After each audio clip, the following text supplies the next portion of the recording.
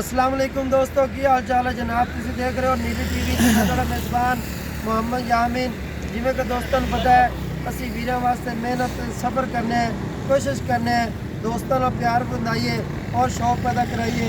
आज की जनाब वीडियो 22 सब्सक्राइबर है। बहुत एक साड़ा प्यारा दोस्त जनाब कश्मीर तो उन्होंने साड़ा रबता हुआ जनाब व्हाट्सएप से असी इन्होंने जनाब लोकेशन भेजी सी। साड़ा उनका सौदा हो गया जनाब। एक साड़ा बहुत ही प्यारा दोस्त हाजी अब्दुल हक भट्टू साहब जनाब बाबर नगर की जानी पछानी शख्सियत माशाल्लाह।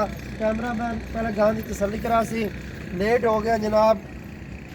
दोस्तों ने इतने तकना जनाब गांव लोड करा दी जनाब।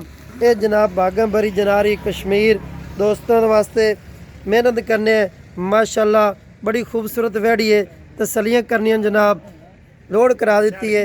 अल्लाह पाक मालिक दे नसीब करे। ये जनाब शार्ट वीडियो बना रहे हैं दोस्तों की खातर जनाब ते मालिक नूं बुलाने हैं सारियां गल्लां मालिक दे बकौल होणगियां इंशाअल्लाह।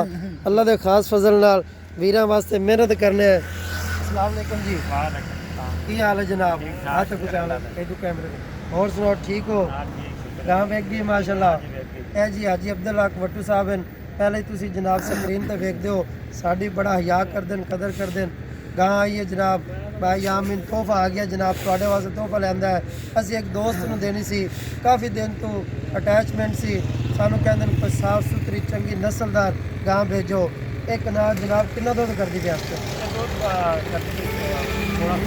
16-17 लीटर। कितने दिन हो गए सुई? 5-7 दिन हो गए सुई माशाल्लाह बड़ा दुध करती पी।